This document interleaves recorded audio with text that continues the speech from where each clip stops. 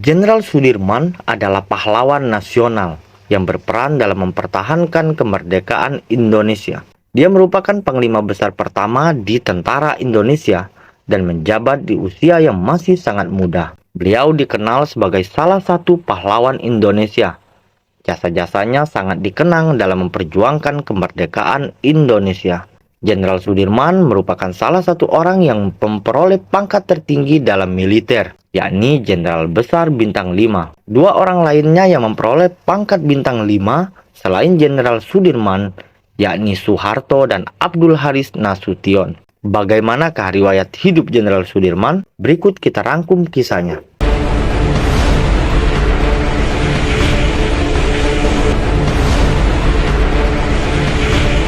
Mengungkap peristiwa dari perspektif berbeda. Jenderal Sudirman lahir di Purbalingga, Jawa Tengah pada tanggal 24 Januari 1916. Ayahnya Karsid Kartawiraji merupakan seorang pekerja di pabrik gula Kalibagor, Banyumas, dan ibunya Siem merupakan keturunan Wedana Rembang. Sejak kecil Sudirman diasuh oleh seorang camat bernama Raden Cokro Sunaryo. Sudirman kecil tidak diberitahu bahwa Cokro Sunaryo bukanlah ayah kandungnya sampai ia berusia 18 tahun. Di usia 7 tahun, Sudirman masuk HIS. Ia kemudian pindah ke sekolah milik taman siswa pada tahun ke-7 bersekolah. Tahun berikutnya, ia pindah ke sekolah Wirotomo. Disebabkan sekolah milik taman siswa dianggap sebagai sekolah liar oleh pemerintah Belanda. Sudirman diketahui sangat taat dalam beragama. Dia mempelajari keislaman di bawah bimbingan Raden Muhammad Khalil. Teman-teman Sudirman bahkan menjulukinya sebagai Haji. Dia sering berceramah dan rajin dalam belajar. Di tahun 1934, pamannya Cokro Sunaryo wafat. Hal ini menjadi pukulan berat bagi Sudirman. Ia dan keluarganya jatuh miskin. Meskipun begitu, ia diperbolehkan tetap bersekolah tanpa membayar uang sekolah hingga ia tamat. Di Wirotomo pula, Sudirman ikut mendirikan organisasi Islam bernama Hizbul Waton, milik Muhammadiyah. Beliau juga menjadi pemimpin organisasi tersebut pada cabang Cilacap setelah lulus dari Wirotomo. Kemampuannya dalam memimpin dan berorganisasi, serta ketaatannya dalam Islam, menjadikan ia dihormati oleh masyarakat. Jenderal Sudirman merupakan salah satu tokoh besar di antara sedikit orang lainnya yang pernah dilahirkan oleh suatu revolusi. Saat usianya masih 31 tahun, ia sudah menjadi seorang jenderal. Setelah lulus, ia kembali belajar di Quick School, sekolah khusus calon guru milik Muhammadiyah pada zaman Hindia Belanda. Namun berhenti karena kekurangan biaya. Sudirman kemudian kembali ke Cilacap dan mulai mengajar di sekolah dasar Muhammadiyah. Di sini pula ia bertemu dengan Alpiah, temannya sewaktu sekolah yang kemudian mereka menikah. Dari pernikahan ini, Sudirman dan Alpiah, pasangan ini kemudian dikaruniai 3 orang putra, Ahmad Tidarwono, Muhammad Teguh Bambang Cahyadi, dan Taufik Effendi, serta 4 orang putri, Didi Prapti Astuti, Didi Suciati, Didi Pujiati, dan Titi Wahyuti Satyaningrum. Di Cilacap, Sudirman tinggal di rumah mertuanya yang bernama Raden Sastro Atmojo, seorang pengusaha batik kaya. Selama mengajar di sekolah tersebut, beliau juga aktif dalam perkumpulan organisasi pemuda Muhammadiyah. Setelah Jepang berhasil menduduki Indonesia pada tahun 1942, perubahan kekuasaan mulai terlihat. Jepang menutup sekolah tempat Sudirman mengajar dan mengalihfungsikannya menjadi pos militer. Meskipun begitu, Sudirman melakukan negosiasi dengan militer Jepang. Ia kemudian diizinkan kembali mengajar, walaupun kala itu perlengkapannya sangat dibatasi. Di tahun 1944, Sudirman menjabat perwakilan di Dewan Kepresidenan yang dibentuk oleh Jepang. Dan tak lama kemudian, Sudirman diminta untuk bergabung dalam tentara petah atau pembela tanah air oleh Jepang. Ketika pendudukan Jepang, ia masuk tentara pembela tanah air petah di Bogor. Yang begitu tamat pendidikan langsung menjadi komandan batalion di Kroya.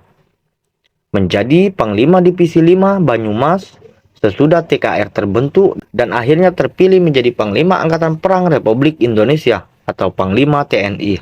Ia merupakan pahlawan pembela kemerdekaan yang tidak peduli pada keadaan dirinya sendiri demi mempertahankan Republik Indonesia yang ia cintai. Ia tercatat sebagai panglima sekaligus jenderal pertama dan termuda di Republik ini. Setelah bom atom di Hiroshima dan Nagasaki dijatuhkan, kekuatan militer Jepang di Indonesia mulai melemah. Sudirman yang ketika itu ditahan di Bogor mulai memimpin kawan-kawannya untuk melakukan pelarian. Sudirman sendiri pergi ke Jakarta dan bertemu dengan Soekarno dan Muhammad Hatta. Kedua proklamator tersebut meminta Sudirman memimpin pasukan melawan Jepang di Jakarta. Namun ditolak oleh Sudirman.